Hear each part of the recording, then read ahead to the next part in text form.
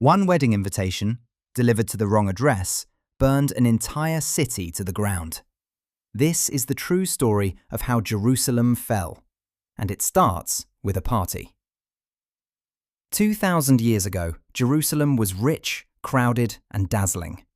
Gold flowed through its markets, pilgrims filled its streets, the temple crowned the mountain. And in this city lived a wealthy man who loved to throw legendary feasts.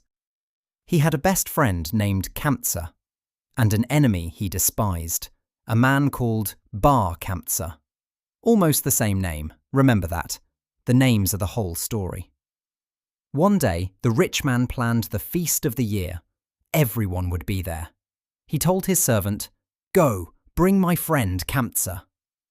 The servant went out into the crowded streets, but he knocked on the wrong door. Bar Kamtza opened it. The enemy heard, "You're invited to the feast." His heart jumped. He thought, after all these years, he wants to make peace. So he dressed in his finest robe and walked into the great hall. The feast glittered. Music played. The most important rabbis of Jerusalem sat at the tables. And then the host saw him. "What is he doing here?" He marched across the hall. The room went silent. "You, out, now." Bar Kamtza whispered, "Please, don't shame me. I'll pay for whatever I eat." "No." "Then let me pay for half your feast." "No." "I'll pay for the entire feast, everything, just let me stay." The host grabbed him by the arm and threw him into the street, in front of everyone. And here's the detail the Talmud never forgives. The rabbis were there, the leaders, the sages. They saw everything, and not one of them said a word. Bar Kamtza sat in the dust and made a decision. "They shamed me, and their sages approved. I'll take them all down." Bar Kamtza travelled to Rome, to the emperor himself. "Caesar, the Jews are rebelling against you." The emperor frowned. "Prove it."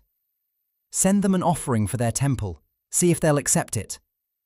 The emperor sent a fine calf, a royal gift for the altar.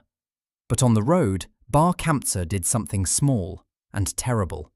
He made a tiny cut on its lip, a blemish invisible to Rome, but enough to make it forbidden on the Jewish altar.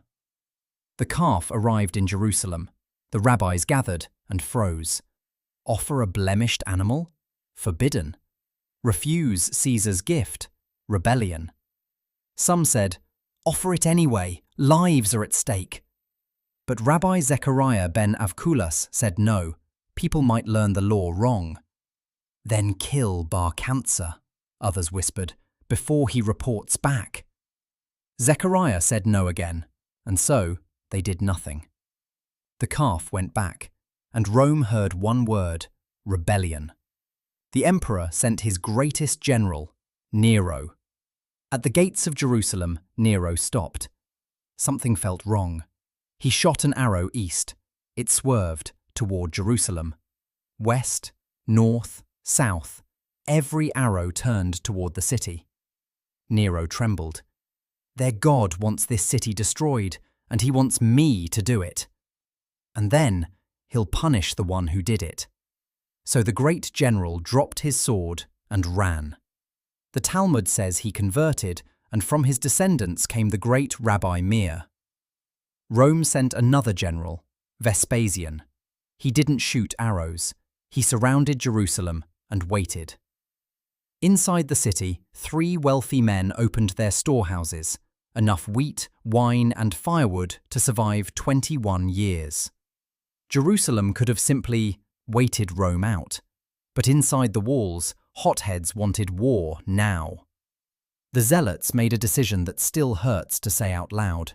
They burned the storehouses, all of them. 21 years of food gone in one night, and the famine began. The city that could have outlasted an empire began to starve. Inside the dying city lived its greatest sage, Rabbi Yochanan ben Zakkai. He understood what the zealots refused to see. Jerusalem was lost. But if the city must fall, maybe Torah could still be saved. One problem: the zealots guarded the gates. Nobody was allowed to leave. Leaving meant surrender, and surrender meant death. The only ones allowed out were the dead. So Rabbi Yochanan made the strangest plan in Jewish history. He faked his own death. His students carried the coffin through the weeping streets. At the gate, a zealot raised his spear. "Let me stab it, just to check." His nephew, the zealot chief, stopped him. "Would you stab our teacher?" The gates opened. Outside the walls, the coffin lid creaked open, and the old sage walked straight into the Roman war camp, straight to Vespasian's tent. "Peace be upon you, O king." Vespasian growled, "I am no king, and for that mistake you deserve death." At that exact moment, a messenger burst in. "The emperor is dead! Rome has chosen you as Caesar!" The sage had seen it before it happened. The new emperor said, "Ask me anything, one wish, before I take my throne." He could have asked to save Jerusalem. Historians still argue about this, but he believed Jerusalem was already beyond saving. So he asked for something small, strange, almost nothing. "Give me Yavneh, a tiny town, and its scholars." A school. That's all he asked for. A school. Jerusalem fell. The temple burned. It was the darkest day in Jewish history. But in that little school in Yavneh, Torah survived and rebuilt everything. The Talmud's verdict: Jerusalem was destroyed over an invitation, over one man shamed in public while everyone stayed silent. Watch how you treat one single person. Cities stand on it.